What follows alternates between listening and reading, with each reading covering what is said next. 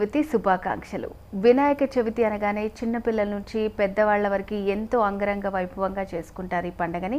ప్రతి పండుగని మనం ఒక ప్రత్యేకంగా చేసుకుంటాం. కానీ వినాయక చవితిలో మాత్రం 21 రకాల పత్రాలతో మనం వినాయకుడిని పూజించుకుంటాం. మరి ఆ పత్రాల వెనుక ఉన్న ఔషధ గుణాలేంటి, వాటి వల్ల ఉపయోగాలేంటి వంటి విషయాల గురించి తెలియజేయడానికి ఈరోజు మనతో పాటు ఉన్నారు డాక్టర్ పెద్ది రమాదేవి గారు, ప్రముఖ ఆయుర్వేద నిపుణులు. నమస్కారం అమ్మా. ఇప్పుడు వినాయక చవితి రోజు మనం పూజ చేసుకుంటూ ఉంటాం. ఇది ఎంతో ప్రత్యేకమైనదని మనం చెప్పుకున్నాము. మరి 21 రకాల ఆకులతో మనం పూజ చేస్తాము. ఎందుకని అసలు ఈ ఆకులతో ఎందుకు పూజిస్తాం మనం వినాయకుడిని? అయితే ప్రత్యేకంగా మనం వినాయక చవితి రోజు ఈ యొక్క ఏకవింశతి పత్రాలు అంటాం మనం. అంటే ఏంటి, 21 రకాలు. అంటే ఈ వినాయక చవితికి మనం ఈ విధంగా చేయడం అనేది చేస్తూ వస్తున్నాం మనం. అయితే దీన్ని మనం వాళ్ళే ఎందుకు పెట్టారు ఈ ఆకులు, మనం వీటితోటి ఎందుకు మనం పూజ చేయాలంటే, వాళ్ళు ఒక విధానాన్ని ఫస్ట్ నుంచి ఒక్కొక్క దేవుడికి కానీ ఒక్కొక్క పూజకి కానీ ఒక్కొక్క రకమైన విధానాన్ని వాళ్ళు పెట్టారు. కాబట్టి అందులో భాగంగా మనం ఈ యొక్క ఏకవింశతి పత్రాలు, అంటే కొన్ని పూజల్లో వాళ్ళు పూలని చేస్తూ ఉంటారు, కొన్ని పూజల్లో కొన్ని కాయల్ని తీసుకొచ్చి పూజలు చేస్తుంటారు, పళ్ళని పూజలు చేస్తుంటారు. అందులో ఈ యొక్క ఆకుల్ని ఎందుకు ఇవాళ మనం విశ్లేషణ చేస్తున్నామంటే, వాటిలో చాలా ప్రాధాన్యత ఉంది. ఎందుకంటే మన చుట్టూ కూడా చాలా రకాలైన వనమూలికలు ఉన్నాయి. ఆ వనమూలికల్ని మనం ఏ విధంగా మనం వాడుతున్నామని తెలవడం కోసానికి ఏదో ఆకు తీసుకొచ్చి, ఏదో క్రోటన్ మొక్క తీసుకొచ్చేసి ఏదో తీసుకొచ్చి పూజ చేయకుండా ఉండకుండా ఒక పద్ధతిగా, అంటే మనం వాడే వాటిని మనకు ఒక ఔషధ ద్రవ్యాల కింద కూడా గుర్తించి వాటిని మనం ఇవాళ పూజ చేసుకోవడం అనేది చేస్తున్నాం. ఎందువల్ల అంటే శబ్ద స్పర్శ రూప రస గంధాలు అనేవి ప్రతి ఒక్క వస్తువు మీద ఉంటుంది. అంటే మనం తినే ఆహారం అవనండి, ఒక ఔషధం అవనండి, లేదా ఏదైనా ద్రవ్యం అవనండి, దానికి ఒకలాంటి వైబ్రేషన్ అనేది ఉంటుంది.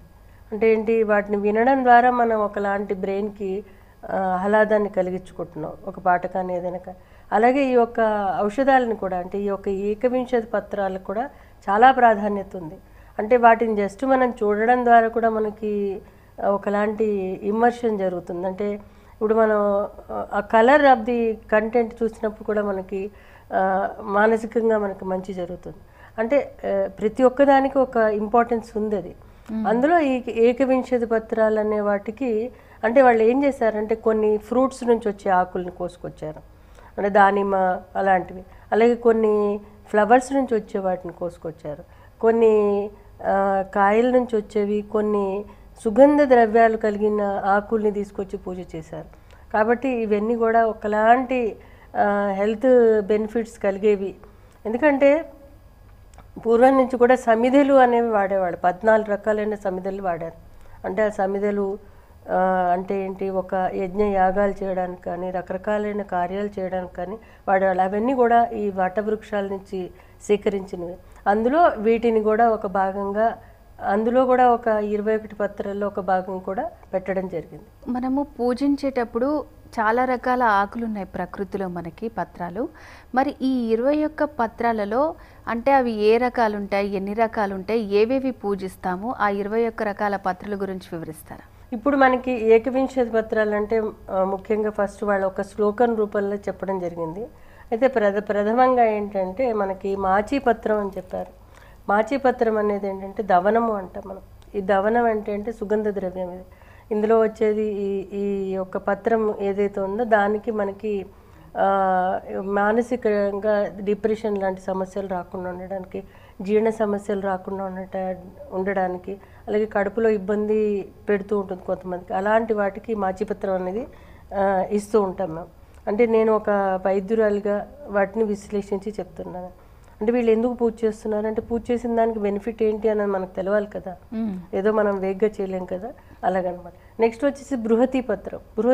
బృహతి పత్రం ఏంటంటే వాకుడు అంటాం మనం. వాకుడు అంటే దీన్ని మేము గోక్షర అని ఆయుర్వేదంలో చెప్తాము.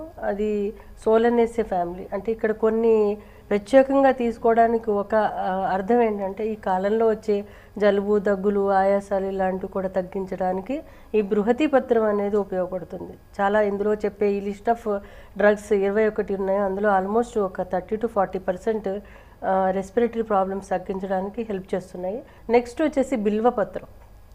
ఈ బిల్వపత్రం ఏంటంటే సమూలాన్ని మేము ఔషధంగా ఇస్తూ ఉంటాం. అంటే దీన్ని మారేయడం అంటూ ఉంటాము, దీని ఆకుల్ని డయాబెటీస్కి ఇస్తూ ఉంటాము, దీని పళ్ళని డయేరియా సమస్యలకి ఇస్తూ ఉంటాము. అంటే పచ్చి కాయలను కూడా బిల్వ ఫలము అంటాం కదా.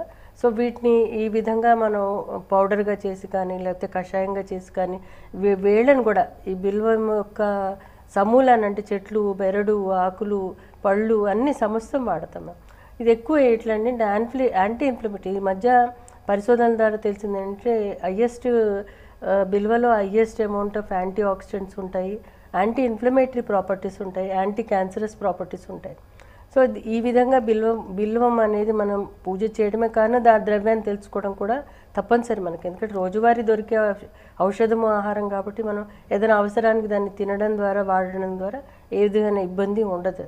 నెక్స్ట్ వచ్చేసి మనకి దూర్వాయుగ్మం అంటాం. దూర్వాయుగ్మం అంటే మనకి గరిక అంటాం. మనం ఈ గరికని మనం ఔషధంగా ఎందుకు వాడుతున్నాం అంటే దానికి వేరే స్పిరిచువల్ ప్రాపర్టీస్ వేరే ఉన్నప్పటికీ కూడా ఈ గరికలో ఏంటంటే స్కిన్ సంబంధమైన సమస్యలకి, ముఖ్యంగా చర్మ వ్యాధులు తగ్గించడానికి, అలాగే శరీరంలో వేడి తగ్గించడానికి, జ్వరం తగ్గించడానికి, కొన్నిసార్లు వీళ్ళకి మైల్డ్గా కాఫ్, కోల్డ్ వస్తున్నప్పుడు కూడా ఈ గరికని మేము ఔషధంగా ఇస్తాం. ముఖ్యంగా ఏంటంటే కొన్ని రకాలైన చర్మ వ్యాధులకి దీన్ని పూర్వం నుంచి ఇస్తూ వస్తున్నారు. నెక్స్ట్ వచ్చేసి ఏంటంటే దత్తుర పత్రం. ఈ దత్తుర పత్రం ఏంటంటే చాలా అంటే నో డౌట్ ఇది ఒక పాయిజనస్ ప్రాపర్టీస్ అధికంగా ఉన్నప్పటికీ కూడా ఈ దత్తురని ఈవెన్ ఆధునిక వైద్యంలో కూడా దీన్ని ఔషధంగా కొన్ని సంవత్సరాల నుంచి కూడా కనుక్కున్నారు. కానీ ఏంటంటే దీంట్లో పాయిజనస్ ప్రాపర్టీస్ ఉన్నాయి కాబట్టి దీనిని కొంచెం జాగ్రత్తగా వాడడం అనేది చేస్తున్నాం. అయితే దీనిని ముఖ్యంగా ఏంటంటే మేము ఆయుర్వేదంలో కనకాసం అనే ఔషధంలో ఇస్తూ ఉంటాం. ముఖ్యంగా ఈ అస్తమా సమస్యలు ఉన్న వాళ్ళకి, రెస్పిరేటరీ ప్రాబ్లమ్స్ ఉన్న వాళ్ళకి, దగ్గు, ఆయాసం ఉన్న వాళ్ళకి ఈ దత్తురని ఔషధంగా ఇస్తుంటాం. ఇదే కాకుండా ఇంకొకటి బదరీ ఫలం అనేది, ఇదే రేగు గురించి చాలామందికి తెలియదు. మనం ఏదో రేగుకాయలే కదా అనుకుంటాం, కానీ ఇప్పుడు ప్రపంచవ్యాప్తంగా కూడా రేగు పళ్ళలో అత్యంత అమౌంట్ ఆఫ్ యాంటీ ఆక్సిడెంట్స్ ఉన్నట్టు, highest amount of anti inflammatory properties రేగులో కూడా ఉన్నాయి. మనం ఏం చేస్తామంటే భోజనం తర్వాత 2 రేగుపళ్ళు తినండి అంటూ ఉంటాం. ఎందుకంటే జీర్ణ వ్యవస్థని ఫాస్టెన్ చేయడానికి, ఇంటెస్టైన్స్ లో ఉండే ఏదైతే మ్యూకస్ ఏదైతే ఉంటుందో, ఇంటర్నల్ ఫ్లోరా ఏదైతే ఉంటుందో అది పోకుండా ఉండడానికి, డైజెస్టివ్ సమస్యలు తగ్గడానికి ఇస్తూ ఉంటాం. అయితే ఈ ఆకుల్ని ఏం చేస్తామంటే మేము కషాయంగా కాచి కడుపులో అజీర్ణ సమస్యలు తగ్గించడానికి, అలాగే జుట్టు ఊడిపోకుండా ఉండడానికి, తలస్నానం చేసేటప్పుడు కుంకుడుకాయ రసంలో రేగు ఆకులు వేసి తలస్నానం చేయడం అనేది కూడా చేస్తూ వస్తున్నాం. అంటే ప్రతి ఒక్కదానికి ఒక మెడిసినల్ ప్రాపర్టీస్ ఉంటాయి. అయితే దాన్ని ఎలా వాడాలి ఏంటి అనేది చాలామందికి తెలియక కన్ఫ్యూజ్ అవుతూ ఉంటారు. నెక్స్ట్ వచ్చేసి అపామార్గని ఆయుర్వేదంలో అద్భుతం. అంటే దీనిని మన శాస్త్రాల్లో కానీ లేదా వేరే రకంగా అయితే శత్రు నివారణ కిందను, ఆయుర్వేదంలో అయితే దీన్ని ఒక అద్భుతమైన ఔషధంగా చెప్పారు. అయితే దీన్ని కూడా రెస్పిరేటరీ ప్రాబ్లమ్స్, ఇన్ఫర్టిలిటీ ప్రాబ్లమ్స్, ముఖ్యంగా ఏంటంటే దీన్ని అపామార్గ క్షారము అని తయారు చేస్తాం. అపామార్గ క్షారము జలుబు, దగ్గు, ఆయాసము, సైనసైటిస్ లాంటి సమస్యలకి చాలా అద్భుతంగా పనిచేస్తుంది. డైజెస్టివ్ ప్రాబ్లమ్స్కి చాలా బాగా పనిచేస్తుంది. కొన్ని అల్సర్స్ లాంటివి ఉంటాయి బాడీలో, ఇంటెస్టైన్స్లోను, లేకపోతే గ్యాస్ట్రిక్ ప్రాబ్లమ్స్, గ్యాస్ట్రో ఇంటెస్టైనల్ ట్రాక్ట్లోను, అప్పుడు కూడా ఇది బాగా పనిచేస్తుంది. నెక్స్ట్ వచ్చేసి తులసి మనం చెప్పక్కర్లేదు, ప్రతిరోజు మన ఇంట్లో ప్రతి వాళ్ళ ఇంట్లో తులసి ఉంటుంది. అయితే తులసిలో జలుబు, దగ్గు, ఆయాసం, అంటే ఆయాసానికంటే ముఖ్యంగా జలుబులు తగ్గించడానికి, చంటి పిల్లలకి జలుబు చేసిందనుకోండి తులసి స్వరసం అంటాం మేము.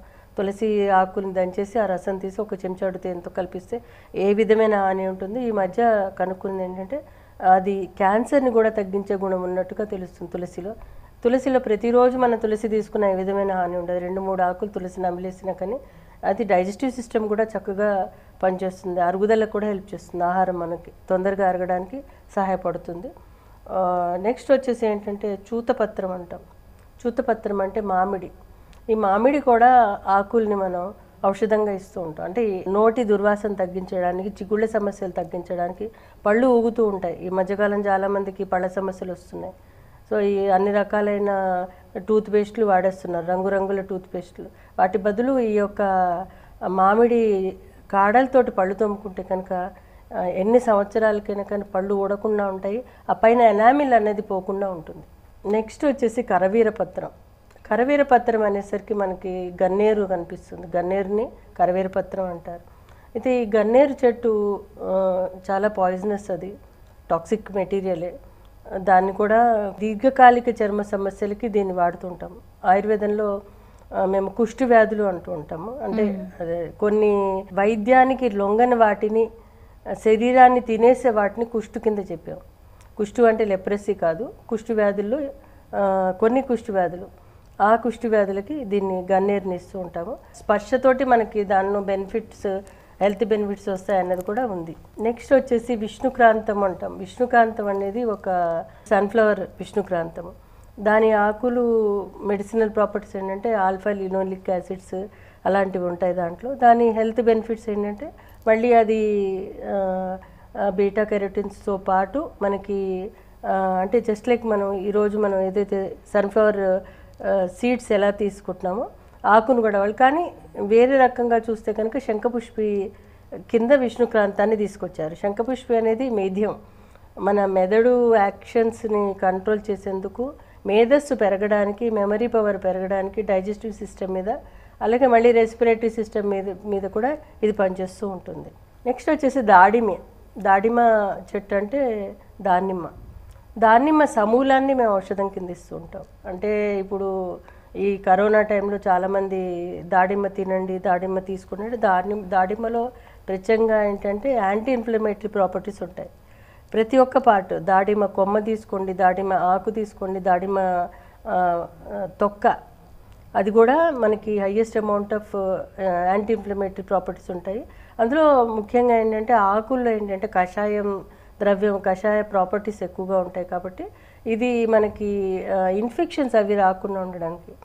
మళ్ళీ దీన్ని దాడిమ్మని కొమ్మ కానీ దాడిమ్మ ఆకులు కానీ నమిలేస్తే కనుక పళ్ళ సంబంధమైన సమస్యలు, జీర్ణ సంబంధమైన సమస్యలు, ఆ రసాన్ని పీల్చి మనం తీసుకుంటే కనుక 1-2 ఆకులు నమిలేస్తే మనకి మంచి హెల్త్ బెనిఫిట్స్. ఇంకోటి ఏంటంటే ప్లస్ పాయింట్ ఏంటంటే దాడిమ్మ ఎడిబుల్, అది మనం రోజువారీ తినే ఫ్రూట్ కాబట్టి అది మనం 4-5 ఆకులు ప్రతిరోజు లైఫ్ లాంగ్ తిన్నా కానీ ఏ విధమైన ఇబ్బంది ఉండదు.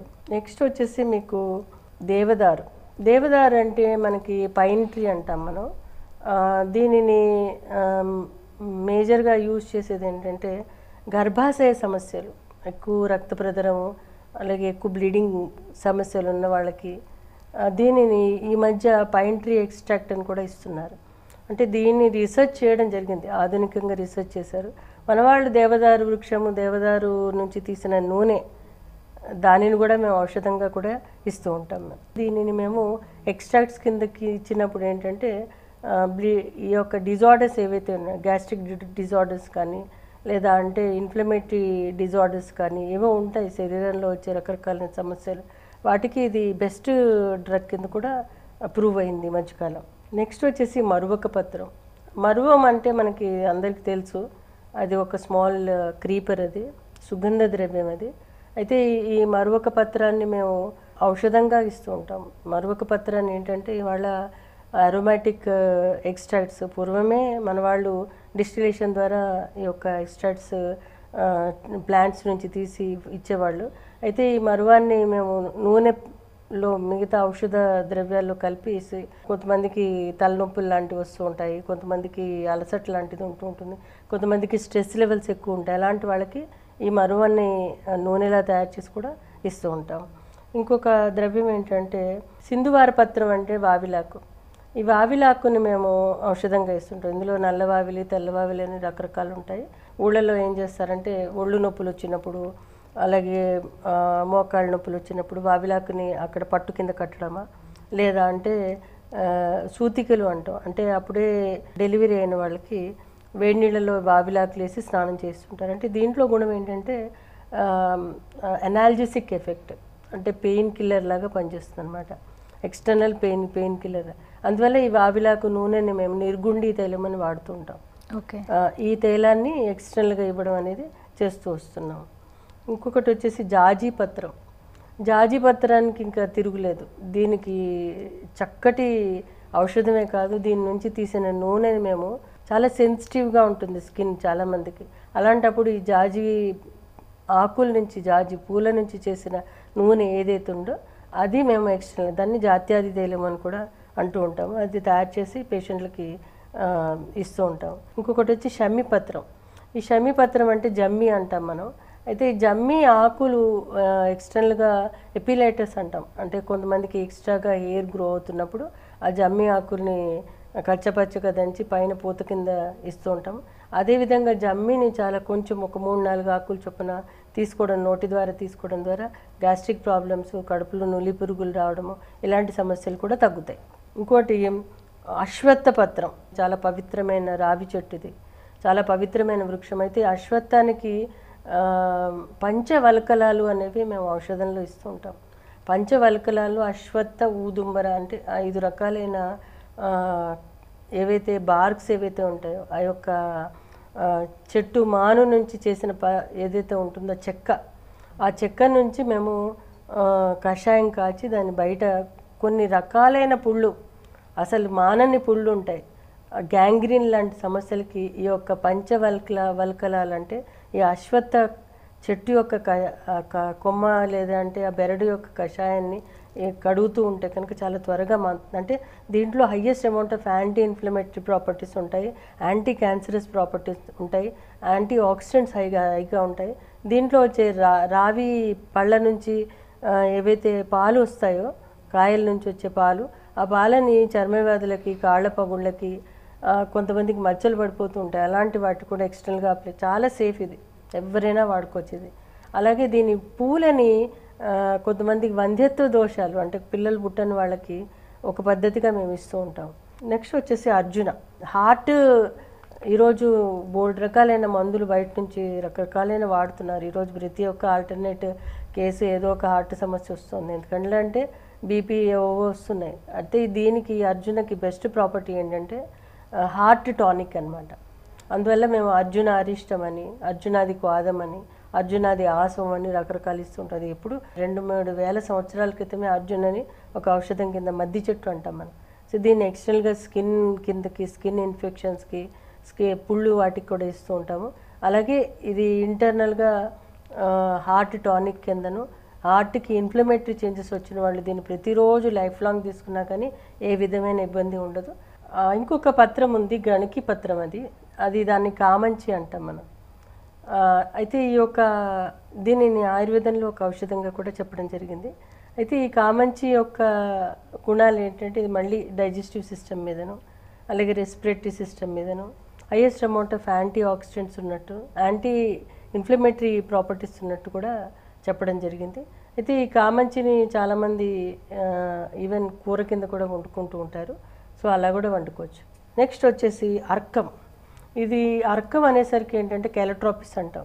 ఇది సూర్యుడికి ఇష్టమైన ఆకు కింద చెప్తూ ఉంటారు. ముఖ్యంగా ఏంటంటే మేము దీని పూలను మేము రెస్పిరేటరీ ప్రాబ్లంకి ఇస్తూ ఉంటాము.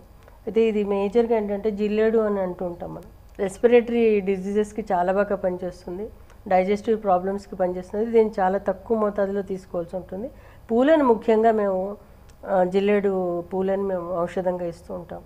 వీటిని దగ్గుకి, ఆయాసానికి, ముఖ్యంగా ఆయాసానికి ఎక్కువగా వాడుతూ ఉంటాం. అయితే ఒక డాక్టర్ సమక్షంలో తీసుకోవాలి.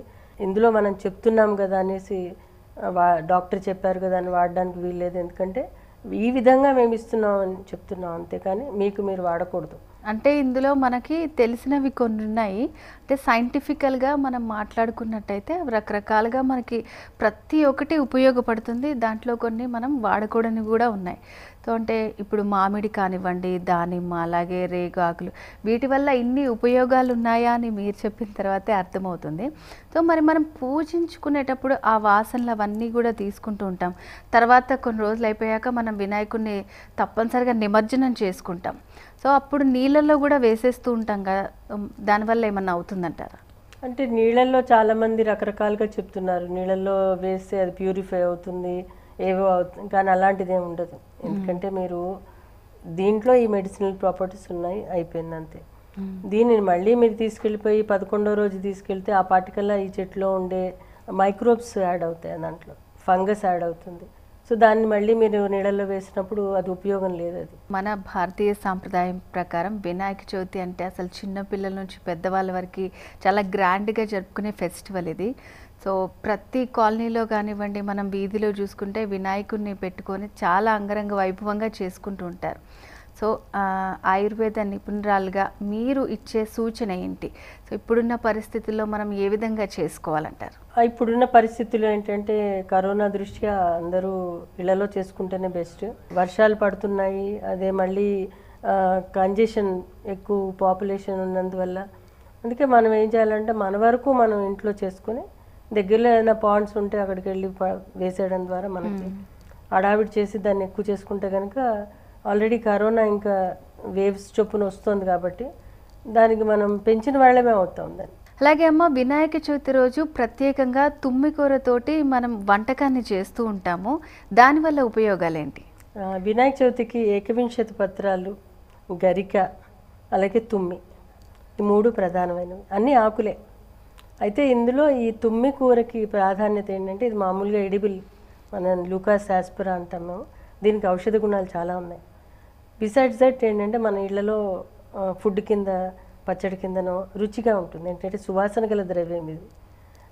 ఆ వండే పదార్థం మంచి వాసన వస్తుంది. మనం టమాటా పచ్చడి చేసుకుంటే అట్లాగే ఇది కూడా ఒక పచ్చడి కింద చేసి, పప్పు కింద చేసి తింటూ ఉంటారు, ముఖ్యంగా వర్షాకాలంలో.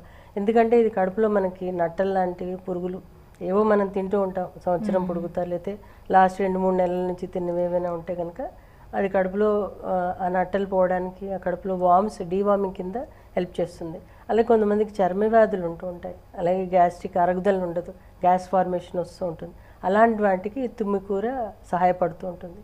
ప్రత్యేకంగా దీన్ని ఈ యొక్క పండుగకి ఎందుకు వాడతారంటే ఈ యొక్క ఆహార పదార్థాలు ఏమనండి, లేదా అంటే ఆ ముందర మనం తిన్న ఆహార పదార్థాలు ఏమనండి, అవన్నిటిది అరుగుదలకి, లేదా ప్లస్ కడుపులో ఏమైనా పురుగులు ఉంటే కనుక అవన్నీ పోవడానికి ఇస్తూ ఉంటారు. అలాగే అమ్మ, ఈనాటి కార్యక్రమంలో వినాయక చవితి రోజు మనం ఉపయోగించే 21 రకాల పత్రాలతో ఎటువంటి ఉపయోగాలు ఉన్నాయి, అలాగే ప్రేక్షకులందరూ కూడా సీజనల్ వైజ్గా ఇప్పుడు మనం వినాయక చవితిని ఏ విధంగా జరుపుకోవాలి, అలాంటి విషయాలన్నిటి గురించి చాలా చక్కగా తెలియజేశారమ్మా. ధన్యవాదాలు.